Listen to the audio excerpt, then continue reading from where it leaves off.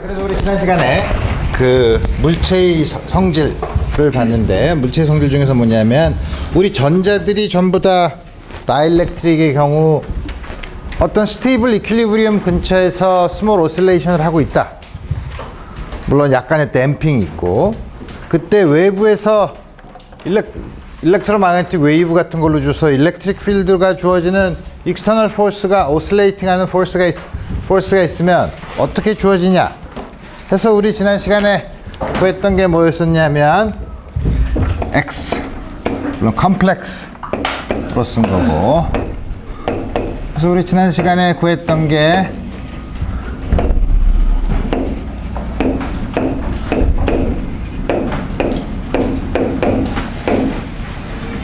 다음과 같은 형태로 주어졌다 이거예요. 물론 이거 이제 리얼 파트를 취하면 우리 분모에서 요거의 제곱 더하기 요거의 제곱이 될 테니까 어떻게 되냐면 레조넌스 근처에서, 다시 말하면 오메가 0 근처가 되면 이게 맥시멈이 되는 다음과 같은 레조넌스 패턴을 보일 텐데, 그래서 다음과 같이 주어져 있으면 우리가 아는 거는 요 몰리큘러 필드를 우리가 아는 게 아니고, 우리가 사실 측정하는 거는 뭐냐면 뭘 측정하더라?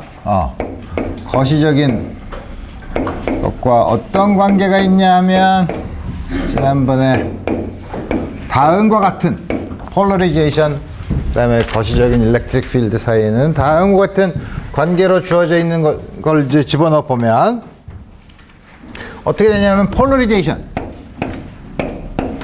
조금 아까 저기 쓰던 폴러리제이션 P는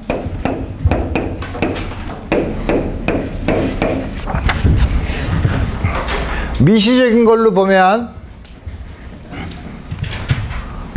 일렉트릭 다이폴 모멘트를 전부 다 합한 거죠. 단위 부피당. 그러니까 단위 부피당 있는 전자의 개수를 n이라고 하면 n 곱하기 2 x로 주어질 테고, 그 다음에 이게 외부에서 주어진, 거시적으로 보면 외부에서 주어진 일렉트릭 필드에 대해서는 다음과 같이 우리 표현을 할 수 있고, P에 대한 일렉트릭 필드에 비례한다는 걸로 해서 다음과 같이 놓을 수 있고, 물론 여기 있는 카이는 우리 지난번에 썼던 거랑 약간 노테이션이 다르지만 어떻게 썼냐면 카이, 그 다음에 K, 우리가 지난번에 엡실론 R로 썼지만 그게 뭐냐 하면 다음과 같은 양으로. 그러면 이 식을 관계를 봤을 때 x 대신에 여기 있는 요양을 집어넣으면 ne 스퀘어드 나누기 m 오메가 제로 제곱 오메가 제곱 i 감마 오메가에 2m, 이게 뭐랑 같냐면 카이랑 같고, 근데 요 양이 어떻게 쓸 수 있냐면 여기서 P에다가 이걸 집어넣으면 이게 뭐냐면 2로 묶어내면 P가 카이니까 1 플러스 U 카이 엡실론 죠. 다음과 같이 쓸 수 있어서 양변에서 2를 없애면 우리 어떤 식으로 쓸 수 있냐 하면 카이, 요거를 이쪽으로 넘기면 카이 1 플러스 엡실론죠. n e 스퀘어드 m 오메가 제로 제곱 오메가 제곱 다음과 같은 형태로 쓸 수 있죠. 그래서 여기 있는 거를 전부 다 이제 이걸 K로 쓰고 싶은데,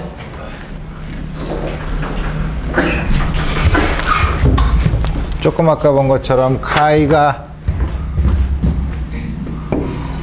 K-1 엡실론 0니까 거기다 집어넣으면, 여기다 집어넣으면 어떻게 되는 거야?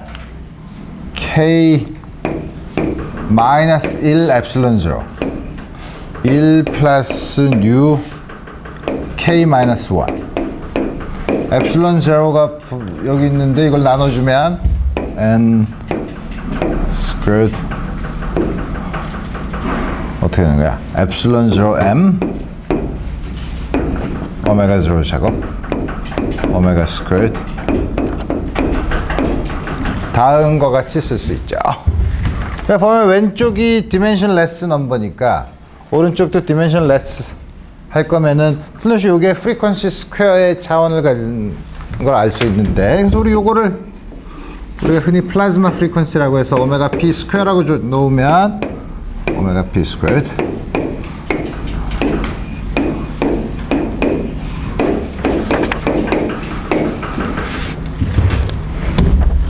다음과 같이 주어져 있다 이거죠. 그래서 보면 이 관계식이 왜 흥미있는 거냐면 왼쪽에 있는 건 우리가 전부 다 마크로스코픽하게 측정할 수 있는 양이죠. 마크로스코픽하게 측정할 수 있는 양이고, 요거는 마이크로스코픽하게 그 물체 내부에 있는 전자들의 성질에 의해서 결정되는 마이크로스코픽한 퀀티티를 마크로스코픽한 퀀티티와 연결시켜주는 아주 중요한 관계식이라 이거예요. 근데 지금 이거 얘기한 거는 레조넌스 프리퀀시가 하나 있는 경우죠.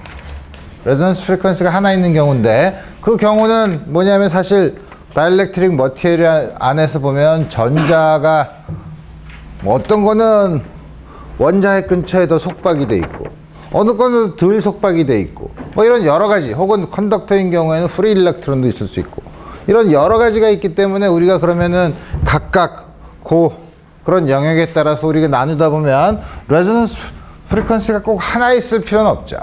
그러니까 어느 특정한 한 레조넌스 프리퀀시의 근처에서는 이렇게 쓸 수 있지만, 만약에 이런 그룹을 특성에 따라서 그룹을 지을 수 있는 전자들의 집합이 여러 개 있다면 거기에 따라서 각각 레조넌스 프리퀀시가 다른 게 있을 텐데, 그러면 어떻게 되냐면 그걸 다 더하면 되지 뭐. 그래서 우리 사실 좀 더 일반적으로는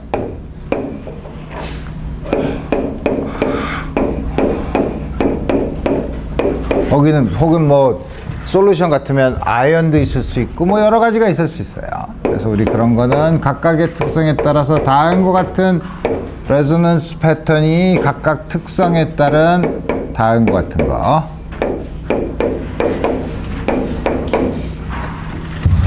다음과 같이 쓸 수 있지만, 만약에 우리 그런 여러 가지 뭐 아이언이나 이런 여러 가지 특성을 따지지 않고 다이엘렉트릭의 전자만 가지고 본다면 전자의 경우는 오메가 p 스퀘어는 전부 다 똑같죠. 그러니까 전부 다 전자인 경우에는 오메가 p 스퀘어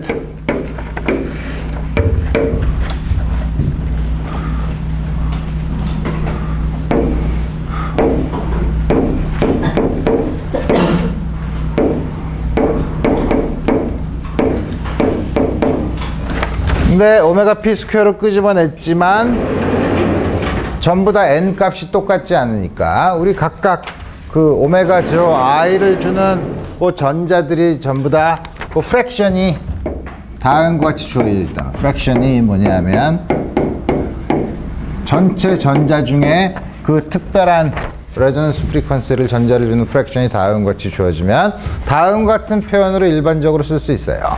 그 다음에 우리 요거를, 그래서 우리 요 프랙션을 우리가 오실레이터 스트렝스라고 하고,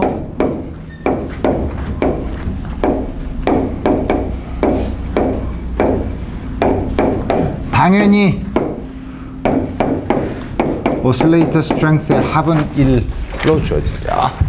지금은 순전히 고전적인 형태로 주어졌지만 나중에 여러분들이 양자역학을 배우면 양자역학에서도 다음과 같은 아주 비슷한 포뮬레이션을 하는 거를 양자역학 시간에 볼 수 있을 거예요. 오케이. 그러면 다음과 같이 일반적으로 그거 이제 구체적인 예를 한번 들어보면, 구체적인 예를 보면, 예를 들면 첫 번째 다이엘렉트릭인 경우, 그래서 특징은 우선 그걸 보기 전에 우리 뭐냐면 여기서 보면 물론 K에 대해서 복잡하게 써 있지만 K에 관해서 풀 수 있죠. K에 관해서 풀 수 있는데, K에 관해서 푸는데 물론 여기 U는 0에서 3분의 1 사이의 값이고 K에 대해서 풀 수 있는데 이 결과는 굉장히 복잡해서 별로 그렇게 도움이 되지 않지만 특징은 뭐냐면 이게 컴플렉스 넘버죠. 그러니까 뭐냐면 일반적으로 요 K 우리가 지금 봤던 relative permittivity 엡실론을 엡실론 제로로 나눈 양이 일반적으로 컴플렉스 넘버로 주어진다. 물론 컴플렉스 넘버인데 요 메탈인 경우에는 감마가 굉장히 크고 다이엘렉트린 경우에는 굉장히 작은 경우 일반적으로는 컴플렉스 넘버로 주어지고 두 번째 특징은 그 relative permittivity가 frequency에 디펜드 한다는 거죠. 두 가지 특징을 여러분들이 기억하면 됩니다. 그래서 U가 0일 때는 다이엘렉트릭인 경우에는 U가 이때는 3분의 1이죠. 3분의 1이면 여기다 3분의 1을 집어넣으면 K-1 1 플러스 3분의 1 K-1이니까 분자 분모의 3배를 하면 1, 3 플러스 K 플러스 2로 주어지니까 뭐냐면 K-1 K 플러스 2 이게 3분의 오메가 P 스퀘어드 오메가 0 제곱 오메가 제곱 I 다음과 같이 줘요. 물론 이거를 K에 대해서 풀 수 있는데 K에 대해서 푸는 게 그렇게 재미는 없고 그렇지만 대부분의 다이엘렉트릭은 K가 1에서 그렇게 벗어나지 않으니까 1에서 벗어나지 않으면 위에는 K-1을 그대로 둬야 되지만 밑에 여기는 K를 거의 1로 놓으면 우리 K는 1에다가 요 양을 더한 양으로 우리 볼 수 있는 거죠. 그 다음에 두 번째 메탈인 경우 U가 0인 경우에는 우리 문제를 풀기가 쉽죠. 이거는 바로 K-1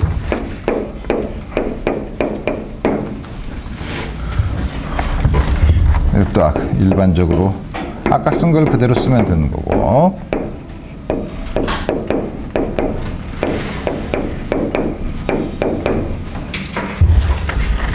그 다음에 세 번째로 그러면 이런 레조넌스가 굉장히 여러 개 있는데 여러 개 있는 전체적인 썸은 저렇게 쓸 수 있지만 그 중에 한 특정한 레조넌스 근처를 보면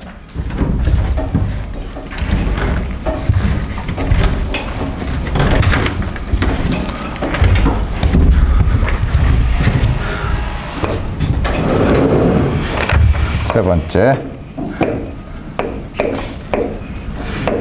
어떤 특정한 한 레조넌스에서 보면 특정한 레조넌스를 본다는 건 뭐냐면 다음과 같이 여러 개의 썸으로 주어져 있는데 그 중에서 어느 특정한 하나 I번째 여기에 주어지면 요게 작아서 더미넌트해지고 나머지는 아주 작아지는 그래서 요거에 요 중에 한 개만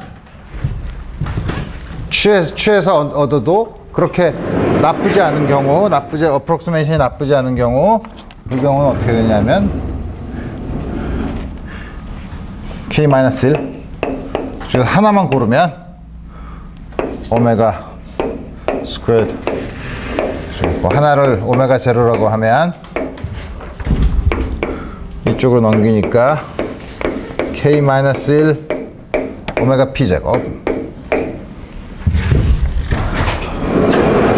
그래서 보면 여기도 K-1 K-1이니까 K-1에 의존하는 부분을 이쪽으로 넘기면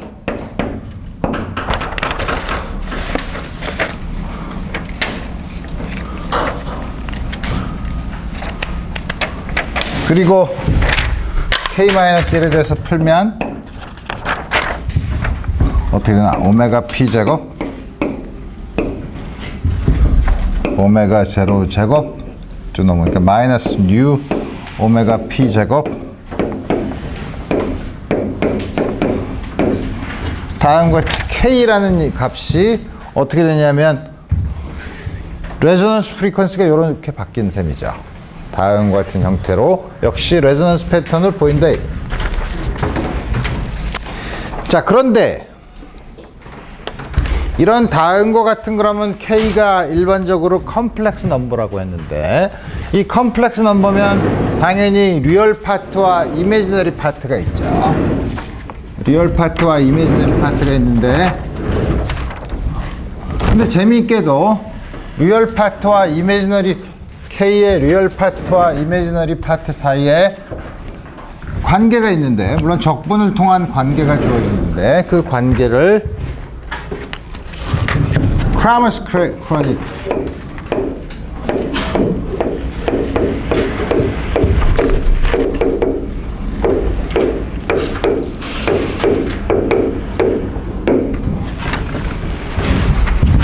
실수 부분과 허수 부분 사이에 어떤 관계가 있는지를 볼 수 있어요. 볼 수 있는 방법은 두 가지가 있는데, 하나는 피지컬하게 일렉트릭 필드에 대한 폴러리제이션의 일렉트릭 필드에 대해서 아까 비례한다고 했는데, 그때 비례하는 일렉트릭 필드가 가해지면 폴러리제이션이 어떻게 생기느냐 하는 게 소위 코잘러티에 의해서 이 둘 사이의 관계를 끄집어낼 수 있고, 또 하나는 컴플렉스 넘버면 여러분들이 수리역학에서 컴플렉스 베리어블을 배웠나? 컨터 인테그럴을 해봤나? 그러면 그 컴플렉스 베리어블의 특징에 의해서 여러분들이 역시 리얼 파트랑 이미지너리 파트의 관계를 얻을 수가 있는데, 그 두 가지를 다 살펴보도록 합시다. 첫 번째,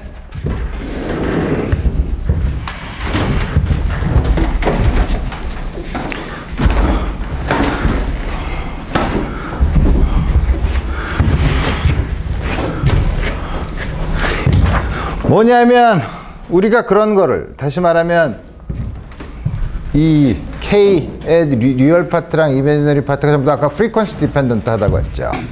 프리퀀시에 대한 디펜던스가 있는 걸 우리가 흔히 디스퍼션 릴레이션이라고 해요. 크라머스 크로닉 릴레이션은 디스퍼션 릴레이션을 보는 건데, 여기에 가장 큰 요소가 두 개가 들어오는 게, 이게 뭐냐면 리니어한 이거 리니어리티, 그 다음에 코잘러티. 이 두 개에 의해서 리얼 파트랑 이미지너리 파트 사이의 관계를 우리가 구할 수 있어요. 요 리니어리티랑 코잘러티에 해당된다는 걸 우리가 가장 일반적으로 쓰면, 시간 t에서의 폴러리제이션은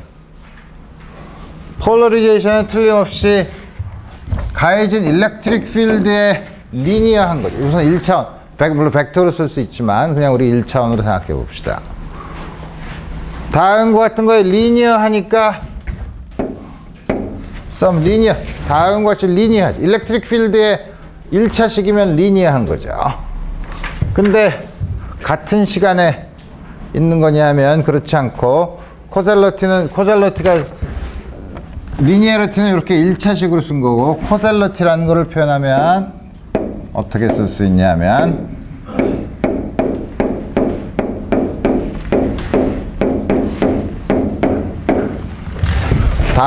일반적으로 다음과 같이 쓸 수 있고, F는 아비트러리한 리얼 펑션. 다음과 같이 쓴다는 건 뭐예요? T'이 0부터 무한대까지라면 이게 뭐죠? T-T'은 T보다 작죠? 그죠? 그러니까 시간 t에서의 일어나는 모든 것은 t보다 이전에 있는 모든 효과를 더한다는 뜻이에요. 그런 의미에서 코잘러티라는 거죠. 리니어리티는 p가 2에 비례하는데, 단지 비례하는 게 아니라 그 효과가 어떻게 주어지냐면, 과거에 있는 모든 거, 이게 T'이 음수가 되면 안 되죠. 그럼 미래에 있는 것까지 하는 거니까 그렇지 않고, 과거에 있는 모든 효과가 적당한 리니어한 코에피션트 앞에를 두고 다음과 같은 모든 기호를 다 더한, 일반적으로 다음과 같이 표현할 수 있다는 게 뭐냐면, 폴러리제이션이 리니어하고 코잘러티를 만족시킨다고 할 때 가장 일반적으로 쓰는 방법이에요. 여러분들이 혹시 수리물리나 이런 걸 공부했으면 이게 소위 T'과 T-T'의 컨비네이션을 곱해서 T'에 대해서 적분하는 걸 여러분들이 컨볼루션이라고 한 걸 들어봤는지 몰라. 다음과 같이 컨볼루션의 형태로 쓸 수 있다 이거예요. 그러면 다음과 같이 컨볼루션으로 썼을 때는 우리가 여러 가지 테크닉을 사용할 수 있는데, 우리가 여러분들이 뭐 라플라스 트랜스폼 이런 거 못 배웠지만 퓨리에 트랜스폼을 하면, 퓨리에 트랜스폼도 배웠죠. 수력해서 배웠죠. 퓨리에 트랜스폼을 쓰면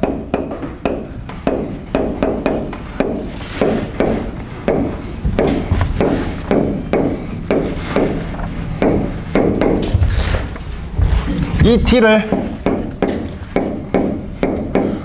어떻게 쓰냐면 마이너스 무한대에서부터 무한대까지 d 오메가 퓨리에 트랜스폼을 이렇게 쓰고, 물론 요거 인버스 트랜스폼도 여러분들이 다 알 수 있고, pt는 역시 마찬가지로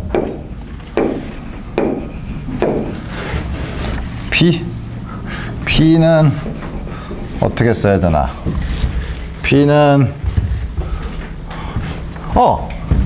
우리가 카이 오메가 2, 원래는 그냥 P로 쓰면 되지. P 오메가로 쓰면 되지만 P 오메가 P가 카이 2니까 다음과 같이 쓸 수 있죠. 그래서 이거를 이 식에다가 집어넣으면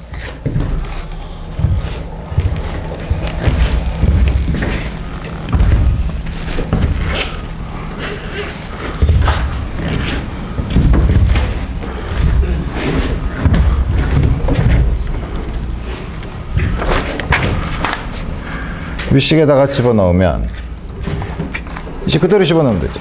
요 식을 밑에 있는 걸로 다 쓸 거예요. 마이너스 무한대에서부터 무한대까지 d 오메가 i hat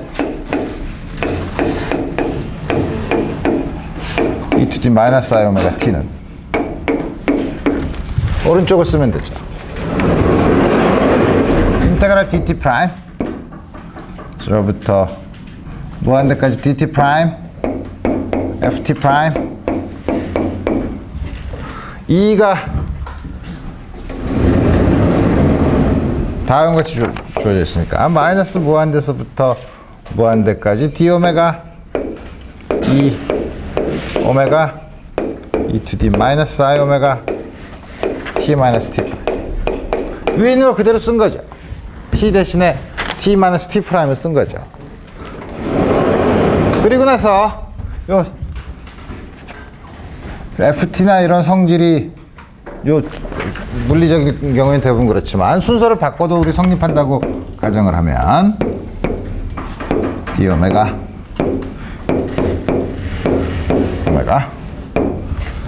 e to the 마이너스 i 오메가 t t의 t 프라임에 대한 적분의 인디펜던트한 걸 다 앞으로 끄집어내고 무한대까지 dt 프라임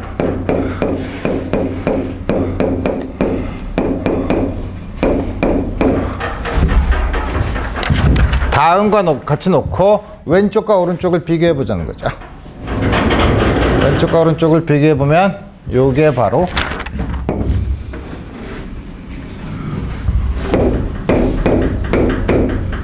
오메가로 주어지죠.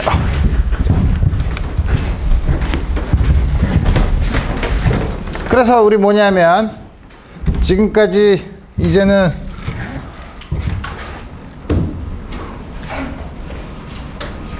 우리가 지금 본 양은 이제 뭐냐면 오메가에 의존하는, 그리고 카이 오메가를 보자. 카이 오메가는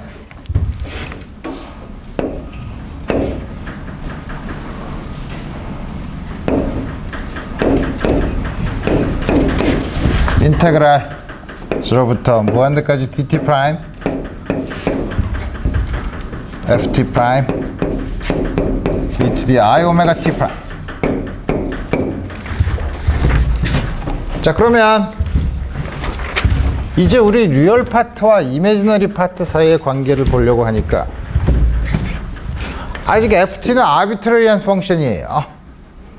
그래서 우리 보면 리얼 파트랑 이미지너리 파트를 보면 카이 리얼 파트는 어떻게 되나? 아까 우리 f는 리얼 펑션이라고 그랬죠? 그 리얼 파트는 요거의 리얼 파트만 끄집어내면 되죠. 인테그랄 0부터 무한대까지 dt 프라임 오메가 t 프라임.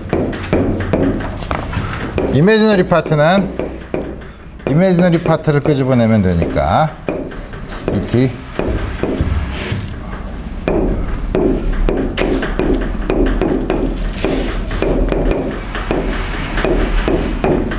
마치 우리 퓨리에 트랜스폼 중에 퓨리에 코사인 트랜스폼, 퓨리에 사인 트랜스폼에 해당되는 양으로 우리 쓸 수 있다.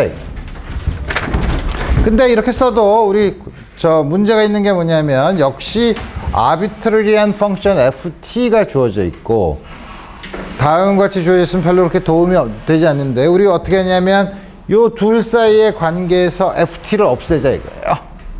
둘 사이의 관계에서 어떻게 없애냐면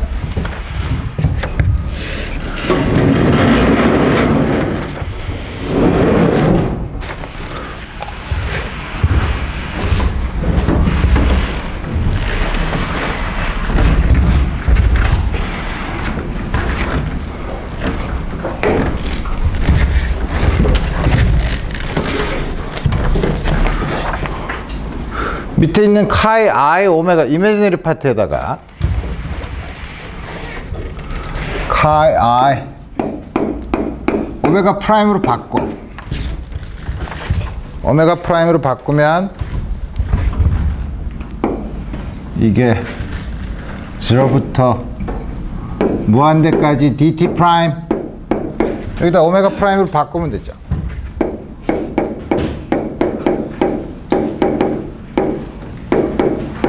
이 두 개가 같죠. 양변에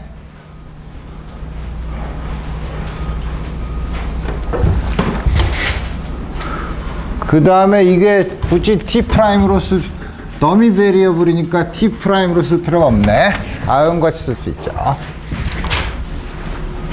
여기다가 양변에 사인 오메가 프라임 t 프라임을 곱해요. 여기 사인 오메가 프라임 t 프라임 이건 곱해도 상관이 없죠. 왜냐하면 t에 대해서 적분을 하는데 t에 인디펜던트한 양들을 다 곱한 거니까. 그 다음에 양변을 0부터 무한대까지 d 오메가 프라임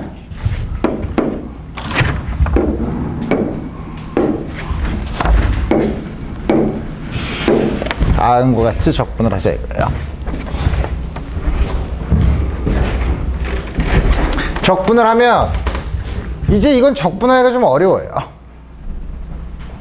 적분하기가 좀 어렵지만 우리 잘 아는 거 이게 사인이니까 사인이면 우리 코사인 a 플러스 b가 코사인 a 코사인 b 빼기 사인 a 사인 b니까 코사인 a 마이너스 b에서 코사인 a 플러스 b를 빼면 2배의 사인 a 사인 b죠.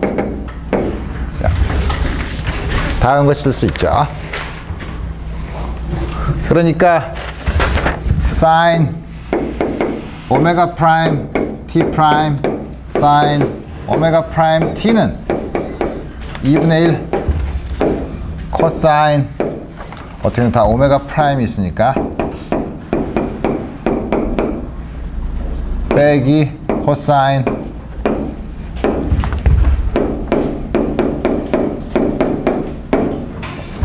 다음과 같이 줘야 돼요. 그 다음에 적분을 하는데 이거는 어떻게 되죠? 적분을 하면 뭐에 대해서 적분을 하는 거야? 오메가 프라임에 대해서 적분을 하면 t 플러스 t 프라임 분의 사인 이 되는 거죠. 여기다 오메가 프라임을 무한대를 집어넣으면 이거 어떻게 구하나? 정해지지 않는데 rapidly oscillating을 하기 때문에 0이라고 봐요. 오실레이팅 펑션의 무한대에서 값을 이밸류에이트 하는 건 다 0이라고 쳐요. 이것도 마찬가지네. 그죠? 이것도 rapidly oscillating을 하면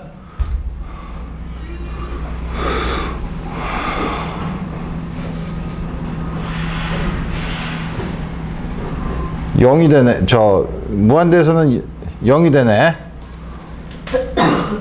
원점에서는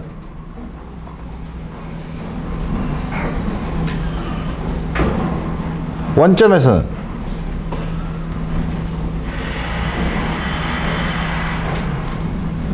t와 t 프라임이 다르면 전부 다 원점에서는 전부 다 사인에 비례하는 양이니까 0이죠. 오메가 프라임이. 근데 문제는 t와 t 프라임은 항상 양수니까 이 양은 다 안에 있는 요 아규먼트가 0이 될 가능성은 없지만 이건 0이 될 수 있죠. t와 t 프라임이 같으면 어떻게 되나? 1이죠. 1을 제로부터 무한대까지 적분하면 무한대네. 굉장히 이상하죠. 그래서 여러분들이 수리 물리 시간에 이런 여러 가지 이상한 짓에 대한 걸 보면 요 양이 요걸 적분을 하면 뭐가 주어지냐면 틀림없이 이거에 비례해요. 이거에 비례하고 앞에 계수는 다음과 같이 주어집니다. 그래서 우리 이걸 집어넣으면 요게 그 다음에 t 프라임에 대해서 적분을 하면 ft 프라임이야. 요게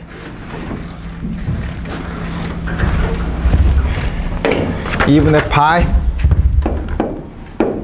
ft 프라임. 다시 말하면 ft 프라임은 2 over pi d 오메가 프라임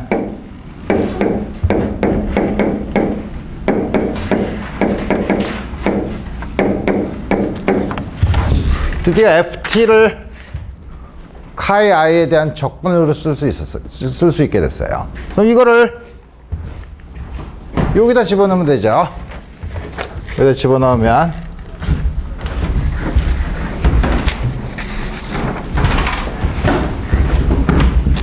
카이 r 오메가는 인테그랄 0부터 무한대까지 dt 프라임 2 over pi 인테그랄 0부터 무한대까지 d 오메가 프라임 카이 i 오메가 프라임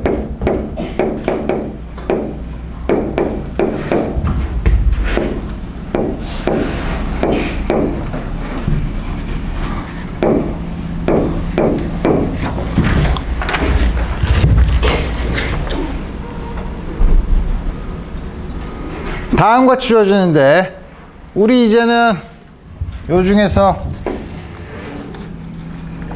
t 프라임에 대한 적분을 하겠다는 거예요. t 프라임에 대한 적분을 하면 요것도 아까랑 같은 트릭을 쓰면 사인 코사인이니까 이거는 2분의 1 사인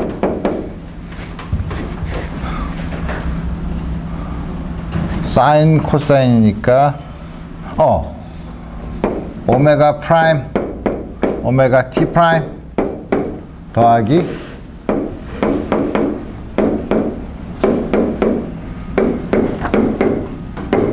이렇게 바꿔 쓸 수 있죠.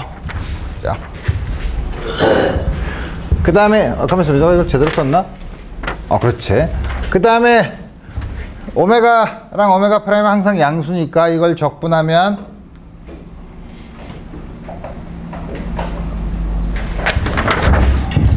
적분하면 2분의 1 오메가 프라임 플러스 오메가 분의 코사인이죠. 코사인 오메가 코사인으로 주어지는데 뭐냐면 무한대에서는 rapidly oscillating을 하니까 0 0에서는 1이죠. 그러니까 뺀 거니까 마이너스 1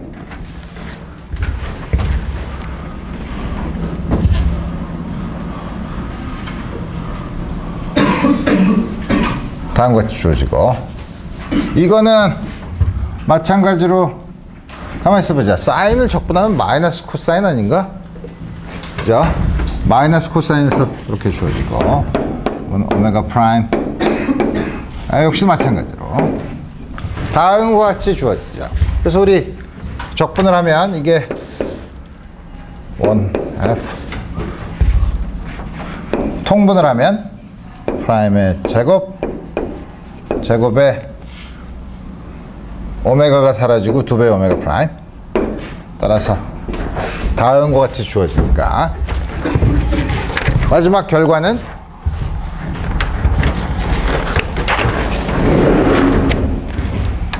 드디어 우리 어떤 결과를 얻을 수 있냐면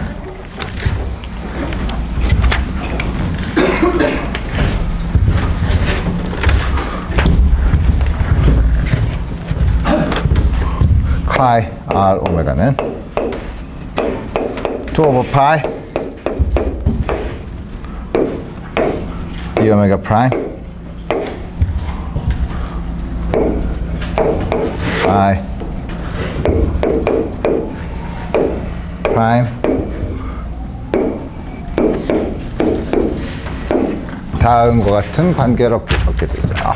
그래서 우리 다음과 같이 카이 i와 이미지너리 파트와 리얼 파트 사이의 관계가 다음과 같이 주어지는 것을 크라머스-크래닉 릴레이션이라고 해요.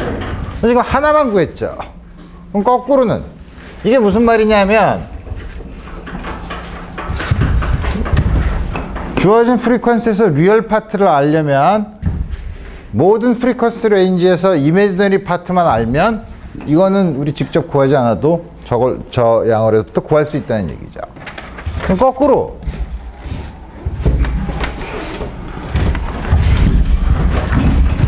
오늘 여러분들한테 숙제로 내겠지만 조금 아까는 카이 i ft를 구할 때 이미지너리 파트의 사인 오메가 프라임 t 프라임을 곱해서 ft를 카이 i에 대한 적분으로 구했죠. 근데 이거를 그러지 않고 아까 우리 어디 있었어? 요 카이 r에다가 코사인 오메가 프라임 t 프라임을 곱해서 ft를 카이 r로 구하면 우리 어떻게 구할 수 있냐면 이미지너리 파트는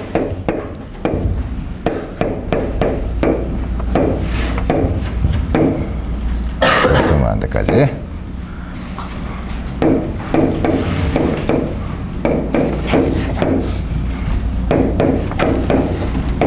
다음과 같이 리얼 파트와 이미지너리 파트 사이에 다음과 같은 관계를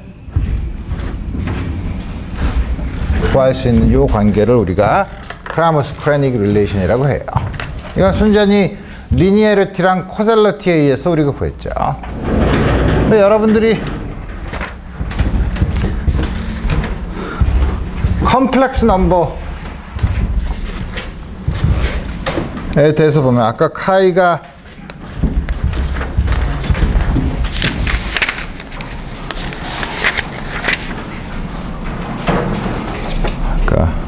아까 우리 카이를 구했지만 우리 카이를 구할 수도 있고 k-1로도 우리 표현했는데 아까 우리 k-1에 대한 표현을 많이 썼었죠. k-1에 대한 표현을 보면 물론 아까 저 k new 값이 얼마냐에 따라서 다르지만 우리 k-1이라는 게 있다면 우리 이게 어떻게 쓸 수 있냐면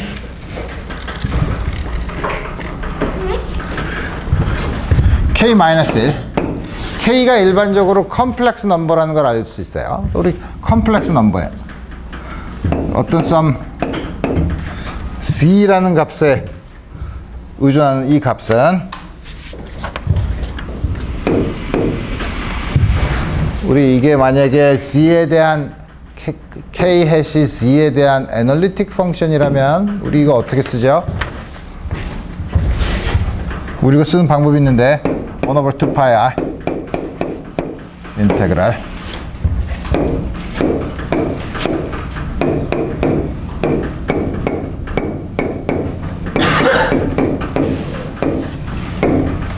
다음과 같이 쓸 수 있죠. 컴플렉스 펑션에서 어떤 컴플렉스 펑션의 값을 그 점에서의 값을 알려면 그 주위에 있는 이무의 그걸 주위에서는 컨터에서의 값을 구한 컨터에서의 값에다가 다음과 같은 양으로 나눠주고서 컨터에 대한 인테그럴을 하면 이게 나온다는 게 여러분들이 소위 코시 포뮬라라고 해서 컴플렉스 펑션에서 나오는 가장 기본적인 릴레이션이에요. 근데 다음과 같은 릴레이션을 두고 우리 뭐냐면 이 컨터를 그럼 어떻게 잡겠냐 하는 거예요. 이 컨터를 잡을 때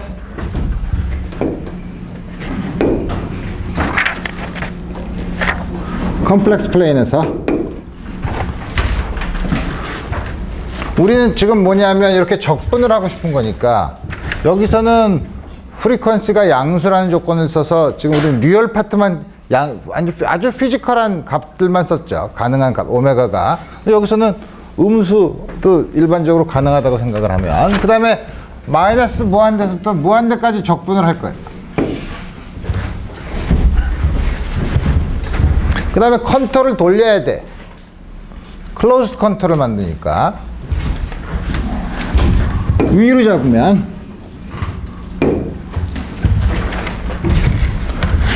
어떻게 하죠? 여기 같으려면 여기는 요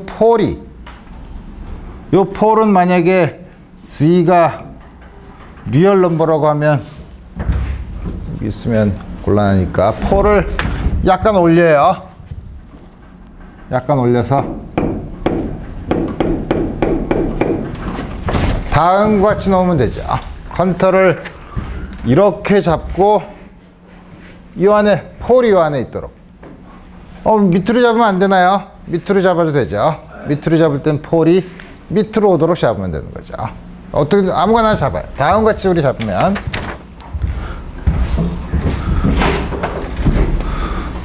이 양을 그래서 우리 저 컨터로 잡아서 쓰면 이제 K C 대신에 오메가 마이너스 1은 1/2 파이 인테그랄 마이너스 무한대서부터 무한대까지 d 오메가 프라임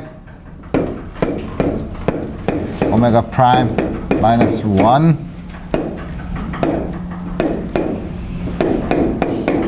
플러스 여기에 대한 컨터인데 여기에 대한 컨터는 우리 요 양이 무한대로 갈 때 충분히 0으로 가는 우리가 지금 아까 K라는 것의 비헤이비어를 봤을 때 무한대로 갈 때 충분히 0으로 가는 비헤이비어를 보이니까 우리 요 컨터에 대한 적분은 0이 돼서 저 컨터를 저렇게 잡으면 요 형태로 쓸 수 있다 이거예요. 이 형태로 쓰는 순간 이제 적분을 하면 되죠.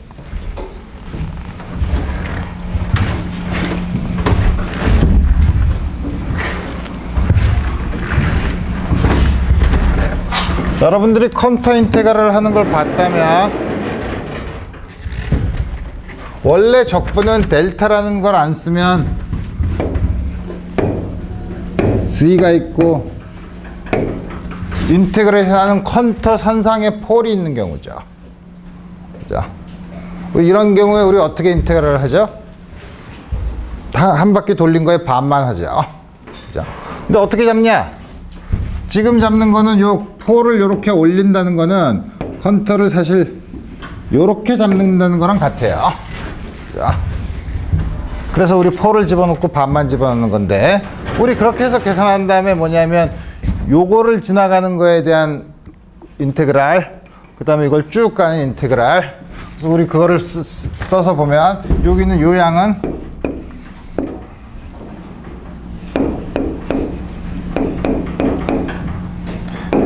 리얼 파트는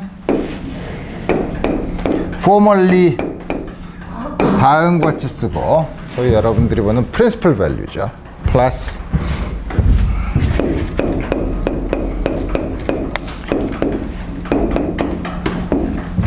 이렇게 쓰는 것까지는 안 배웠나?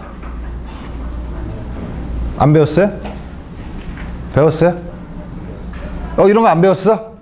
이렇게 요거는 뭐냐면 요 델타가 0으로 가는 극한에서 실수축에 따라서 적분을 한 거고 요게 다음과 같은 I 델타를 다음과 같이 이걸 안 배웠으면 곤란한데 어떻게 그러면 수리물리에서 찾아보도록 하고 이걸 쓰면 뭐냐면 K 마이너스 1은 앞에 있는 요거를 쓰면 i파이 없어지고 2분의 1에 요거만 남으니까 2분의 마이너스 1 이거를 컴플렉스 거기서 배울 줄 알았는데 아직 컴플렉스 베리어블 안 했나? 수리역학 시간에 무한대까지 괜히 컨터 인테그럴을 배웠다는 얘기를 듣고 내가 너무 나갔나? d 오메가 프라임. 또 이 2배가 반이니까 k 오메가는 1 over I 파이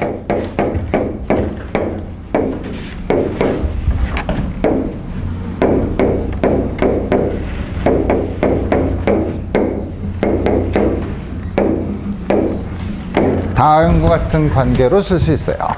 이렇게 쓸 수 있었던 조건은 뭐냐면 k 햇 오메가가 애널리틱 펑션이고 그 다음에 뭐냐면 무한대로 갈 때 빨리 0으로 간다는 거죠. 그 조건만 사용하면 그게 사실은 물리적으로는 리니어하고 코잘러티가 있다는 거랑 이퀴벌런트하다. 근데 그건 굉장히 복잡하니까 어렵지만 다음과 같이 쓸 수 있는데 다음과 같이 쓰면 일어나서 이거의 리얼 파트를 취하면 리얼 파트는 1 이게 이미지너리 넘버가 있으니까 여기서 이미지너리 파트만 취하면 되죠. 1은 이미지너리 파트가 없으니까 P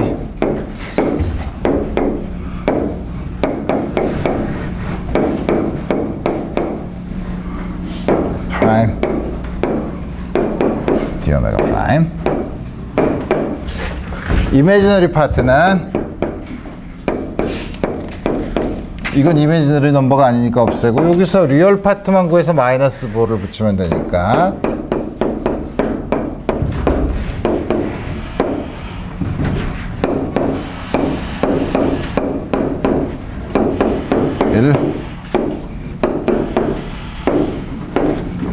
다음과 같은 관계식으로 쓸 수 있어요.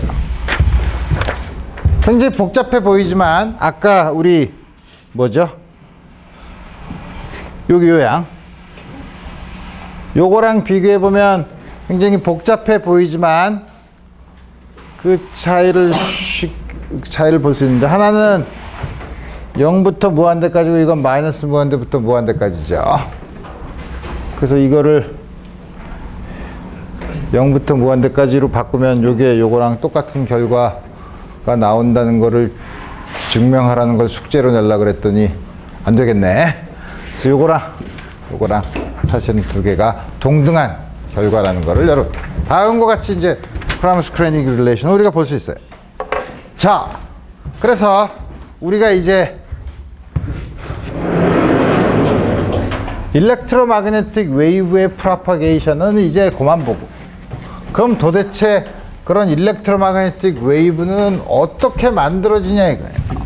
어떻게 만들어지긴 틀림없이 그 소스에 의해서 만들어질 텐데 그 소스에 의해서 만들어진다는 거는 일렉트릭 차지나 혹은 일렉트릭 커런트가 있으면 당연히 그거에서 생기는 일렉트릭 필드와 마그네틱 필드가 어떻게 되느냐 하는 걸 보고 싶은 거죠. 그래서 우리가 지금 관심 있는 문제는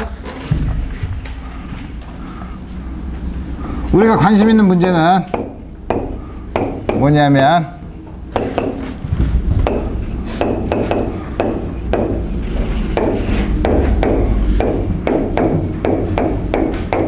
차지 덴시티랑 커런트 덴시티가 있을 때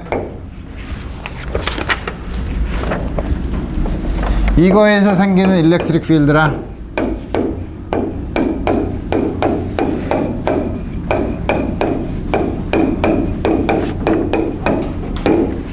마그네틱 필드는 어떻게 생기냐는 거예요.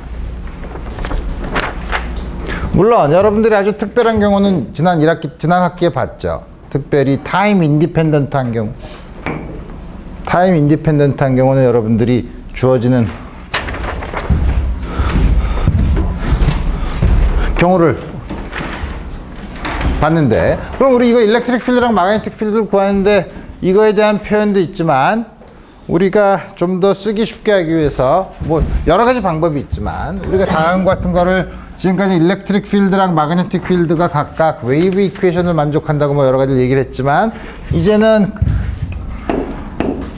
앞으로 우리는 이 포텐셜을 써서 다음과 같은 문제를 풀어보겠다. 포텐셜을 쓴다는 게 뭐냐? 우리가 가지고 있는 맥스웰 방정식 4개 중에 2개는 소스에 의존하고 2개는 소스에 의존하지 않죠. 소스에 의존하지 않는 거, 그 중에 하나가 이게 0이죠. 이게 0이면 B는 어떤 벡터 펑션의 컬이면 아이덴티컬리 이게 항상 다이버전스 B가 0이죠. 이때 나오는 A를 우리가 벡터 포텐셜이라고 하죠. 그 다음에 두 번째, 소스에 의존하지 않는 맥스웰 방정식, 파라데이 법칙이지 뭐.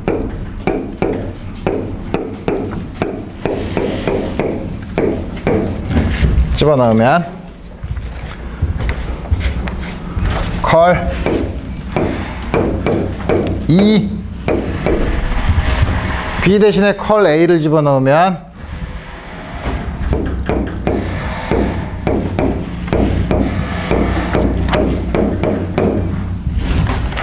어떤 양을 컬을 취했더니 0이다. 항상 0이다. 그럼 이건 어떤 스칼라 펑션의 그레이디언트이기만 하면 되죠. 여기서 나오는 게 뭐냐면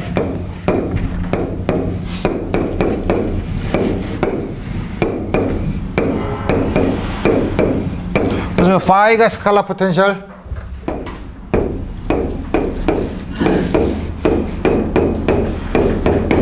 A가 벡터 포텐셜. 그래서 우리 앞으로 모든 맥스웰 방정식을 이제부터는 스칼라 포텐셜과 벡터 포텐셜로 써보도록 합시다. 그러면 일렉트릭 필드랑 마그네틱 필드가 웨이브 이퀘이션을 만족한다고 했는데, 그러면 포텐셜에 대한 웨이브 이퀘이션이 있나? 그럼 이제부터 봐야죠. 나머지 소스에 의존하는 거 뭐가 있죠? 물론 리니어하다고 생각을 하면, 리니어 머티리얼이라고 생각하면 이거는 J, 여기다가 스칼라 포텐셜과 벡터 포텐셜을 집어넣으면 H는 뮤분의 B니까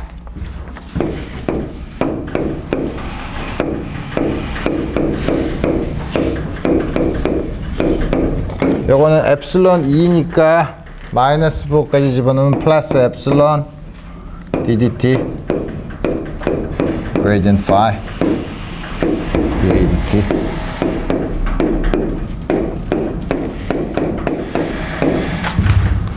우리 이제 이 아이덴티티는 우리 잘 알아요. 이거는 뭐더라?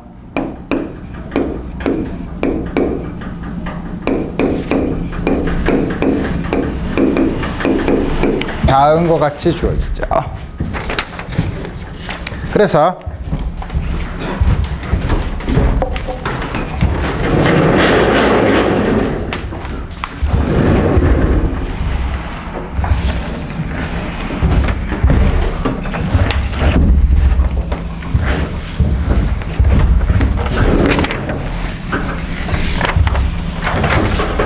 그래서 중간고사 시험 보면은 크라머스-크래니 릴레이션까지.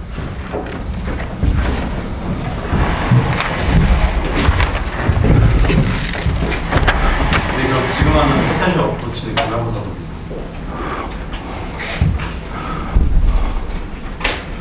Take a wild guess. 어떻게 되겠니? 빼고 할까? 그래? 걱정돼? 그럼 이거까지 집어넣지. 여기까지. 여기 집어넣으면 뮤를 이쪽으로 곱하고, 아니 크라머스-크래니 릴레이션까지, 그 다음에 뒤에 거는 기말고사에서, 레디에이션 파트는 기말고사에서, 요거는 그 다음부터 나올 거야. 그러긴 너무 그런가? 가만히 있어보자. 시험 기간이 다음 주인가? 다 다음 주죠. 아, 그럼 아니야. 이것까지는 집어넣어야 되겠네. 난 다음 주인 줄 알았어요, 시험이. 그럼 좀 더 다음 주 화요일까지 기다려야 되겠네. 자, 그러면 미안. 자, 그러면 우리 여기서 이거를 집어넣으면 뮤를 다 양쪽에 곱하면 마이너스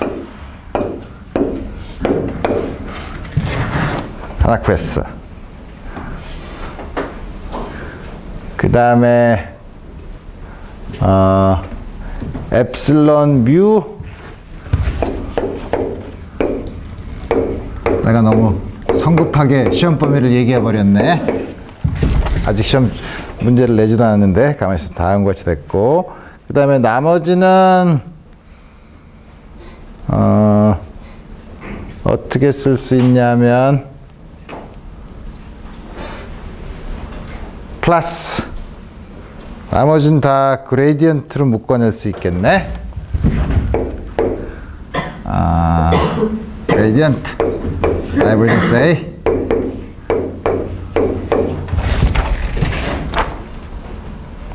epsilon mu divided.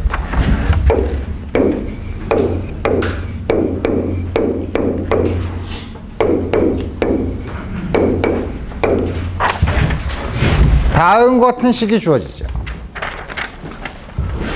이 식을 잘 보면 만약에 소스가 없으면, J가 없으면, 이게 0이면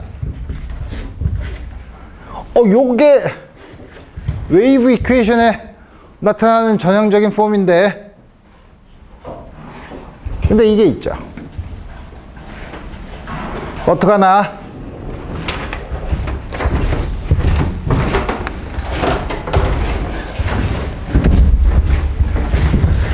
이게 항상 0이 되게 만들어요.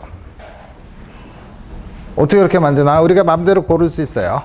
포텐셜이랑 벡터, 스칼라 포텐셜과 벡터 포텐셜을 뭐냐면, 우리가 일렉트릭 필드랑 마그네틱 필드를 구할 때 조금 아까 주어진 것처럼 다음과 같이 주어지기 때문에 여기에 A에 적당한, 여기에 그레이디언트 A 플러스 썸 스칼라 펑션의 그레이디언트가 주어져 있어도 똑같은 B를 주죠.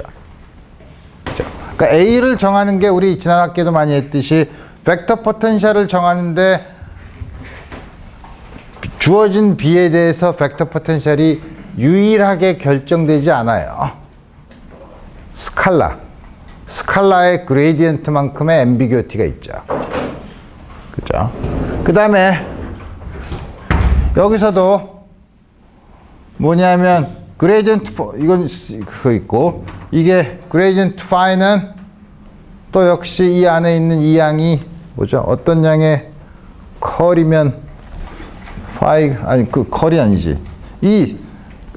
그 파이도 적당한 앰비규어티가 있어서 그 두 개의 앰비규어티가 유일하게 주어진 E와 B에 대해서 파이와 A가 유일하게 결정되지 않아요. 그래서 우리 지난 학기에서도 유일하게 결정되지 않을 경우에는 거꾸로 얘기하면 어떻게 한다 그랬죠? 마음대로 정할 수 있다 그랬죠. 마음대로 정한 게, 지난 학기에 정한 게 뭐였죠? 쿨럼 게이지였어요. 다이버전스 A가 0이 되도록 골랐죠. 자. 근데 여기서는 다이버전스 A가 0이 되게 고르면 이거 하나 또 남아. 그죠? 그래서 그러면 꼭 다이버전스 A로만 고르나? 우리가 고를 수 있는 앰비규어티는 이게 0이 되도록 고른다 이거예요.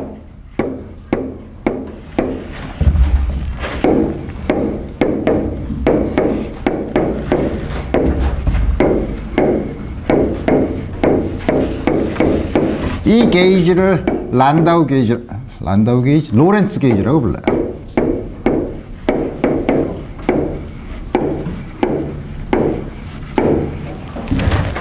굉장히 불편하죠. 어떻게 이렇게 맘대로 고를 수 있나요? 우리가 조금 아까 본 A와 파이는 앰비규어티가 있어요. 그 다음에 그런 앰비규어티를 이용해서 처음에 예를 들어서 쿨럼 게이지를 골라서 다이버전스가 A인 A와 거기에 해당되는 파이를 고르면 우리가 적당히 아까 그런 앰비규어티를 이용해서 요 게이지를 만족하는 A와 phi, 똑같은 일렉트릭 필드와 마그네틱 필드를 주면서 요 게이지를 만족하는 A와 phi를 결정할 수 있어요. 그러니까 우리 이 초이스는 우리가 마음대로 해도 돼요. 근데 물론 그 선택을 하는 거에 따라서 이제 물리적인 인터프리테이션이 조금 달라지긴 하지만 다음과 같은 게이지를 우리가 앞으로 고르자.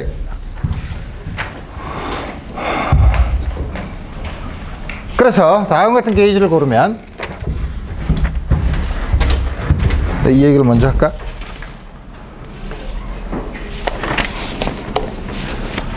나중에 할까? 이게 어떻게 하냐면 아까 예를 들어서 A 프라임을 어떻게 하냐면 그건 나중에 좀 이따가 나중에 얘기합시다. 게이지를 어떻게 고르냐, 어떻게 이렇게 마음대로 고를 수 있느냐 하는 얘기는 좀 이따 나중에 하고, 이렇게 고르면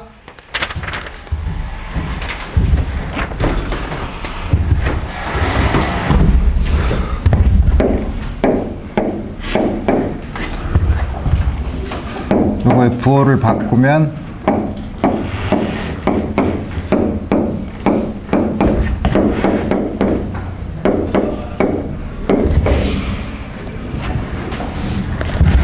A에 대한 웨이브 이퀘이션을 얻을 수 있죠. 물론 커런트 덴서티가 0이 아니면 호모지니어스 하지 않는 인호모지니어스한 웨이브 이퀘이션을 얻을 수 있죠. 그럼 phi는 우리가 아직 안 쓴 맥스웰 이퀘이션 중에 안 쓴 게 하나가 뭐냐면 이게 있으니까 D가 엡실론 E죠. 엡실론 E가 마이너스 그레디언트 phi 플러스 dA dt였으니까 이게 로우가 되니까 마이너스 엡실론을 이쪽으로 보내면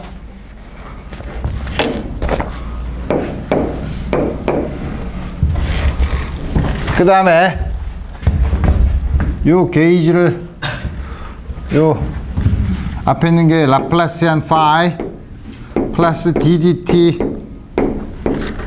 다이버전스 A죠.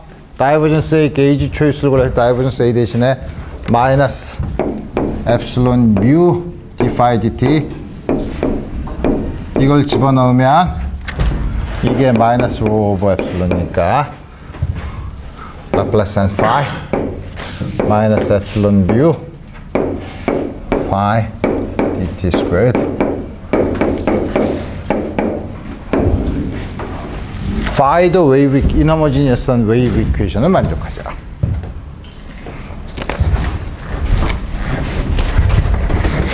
그래서 다음과 같은 웨이브 인호모지니어스한 웨이브 이퀘이션을 푸는 걸 어떻게 푸냐? 여러분들이 미분 방정식을 푸는 것처럼 우리 어떻게 하죠? 이게 0일 때의 솔루션 플러스 0이 아닐 때의 파티큘러 솔루션으로 구하죠. 그리고 바운더리 컨디션을 만족시켜 주죠. 호모지니어스한 솔루션의 코에피션트를 적당히 조절해서 우리가 항상 바운더리 컨디션을 만족시킬 수 있어요. 우리 이 방법에 써서 풀 거예요. 그러면 파티큘러 솔루션을 어떻게 푸냐? 힘들죠. 그래서 우리가 새로운 테크닉을 우리 여태까지 보지 못했던 새로운 테크닉을 쓰는데 그게 여러분들이 앞으로 뭐 대학원에 가서도 많이 쓸 소위 어떻게 하냐면 포인트 차지가 있는 경우에 솔루션을 구해서 차지가 이무있게 있으면 그걸 적당히 리니어 슈퍼포지션을 해서 우리 푸는 방법으로 이제 그렇게 해서 풀 거라 이거예요. 그러면 우리 이제 처음에 너무 여러 가지 얘기를 했으니까 수식에 너무 사로잡히다 보면 우리가 도대체 여기에 있는 물리적인 해석을 어떻게 해야 될 건가 헷갈리니까 우리 이제 하나씩 차근차근 보도록 합시다. 이제 다음과 같은 웨이브 이퀘이션을 끄집어낸 여러 가지 뭐 로렌츠 게이지니 또 왜 포텐셜을 쓰면 어떤 의미가 있는지 우리 이런 것들이 이제 다 이제 살펴봐야죠. 그리고 나서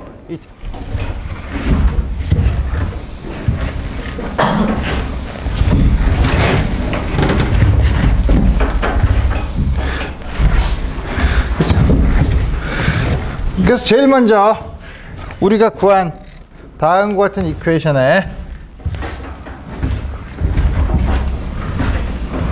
아주 트리비얼한 케이스.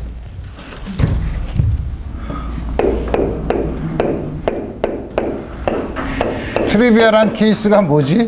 우리가 잘 아는 거지 뭐. 스태틱 케이스. 스태틱 케이스라는 게 뭐죠? d phi dt가 0, da dt가 0. 다음 같은 경우죠.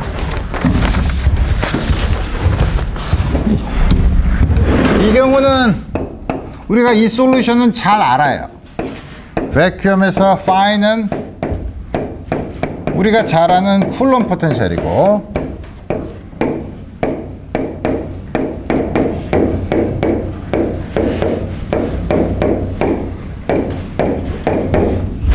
A도 마찬가지로 구할 수 있죠.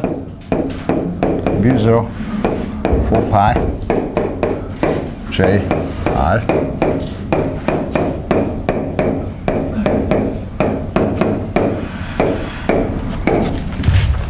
스태틱한 케이스는 우리가 1학기 때, 지난 학기 때 우리 많이 했던 거고. 그러면 우리가 로렌츠 게이지를 고르니까 스칼라 포텐셜과 벡터 포텐셜이 아주 예쁜 웨이브 이퀘이션을 만족했는데, 그럼 우리가 그렇게 지난 학기에 잘 봤던 쿨럼 게이지를 택하면 어떻게 될 거냐 이거. 쿨럼 게이지를 택하면 쿨럼 게이지라는 게 다음과 같은 양이죠.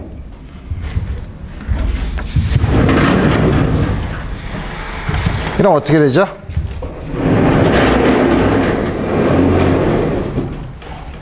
아까 여기서 다이버전스 A가 0이면 라플라시안 파이가 마이너스 로 오버 엡실론이죠.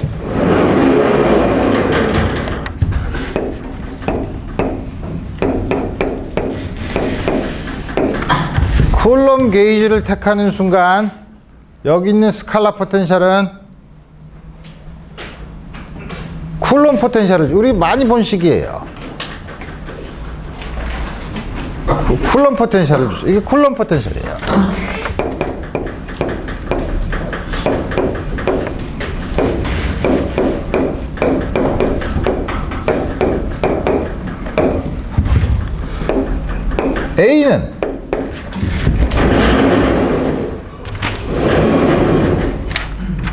A는 이게 0이죠.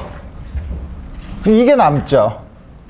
남은 걸 옆으로 넘기면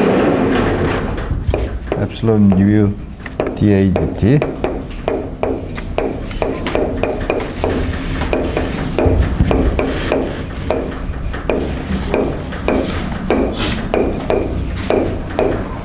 다음과 같이 주어지죠.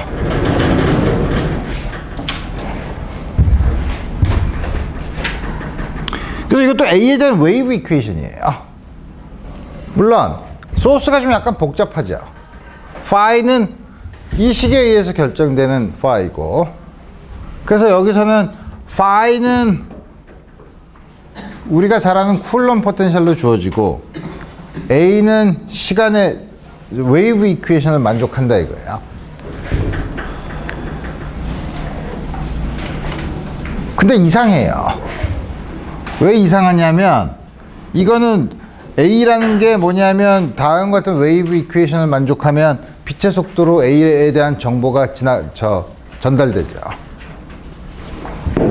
이건 안 그래. 다시 말하면 한쪽에서의 차지 디스트리뷰션이 딱 바뀌면 다른 쪽에서 순간적으로 알아요. 그러니까 우리가 특수 상대론에서 본 것처럼 모든 정보가 빛의 속도보다 빨리 갈 수 없다고 하는데, 이 경우는 스페셜 렐러티비티의 그 프린시플을 어기게 되죠. 그러니까 이게 리얼 포텐셜이 아니에요. 이제 그런 문제가 있죠. 근데 우리가 보통 쿨럼 게이지를 취해서 이거 하면 쿨럼 포텐셜이 되지 않느냐? 다 정리가 돼 있고 정지가 돼 있으면, 그러니까 스태틱스, 이런 쿨럼 게이지를 골랐을 때 이 양이 아니라 스태틱 모든 게 다 정지하고 있으면은 오랜 시간이 지나면 모든 정보가 다 전달된 다음에 쿨럼 포텐셜을 보겠다는 거예요. 그래서 그렇지 않고 쿨럼 게이지를 골랐을 때 쿨럼 포텐셜은 피지컬하지 않아요.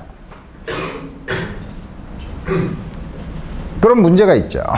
그렇지만 우리가 차지의 디스트리뷰션에 의한 건 모든 게 쿨럼 포텐셜을 이거를 저스티파이 하려면 모든 게 정지하고 있을 때만 그 해석이 가능한 거죠.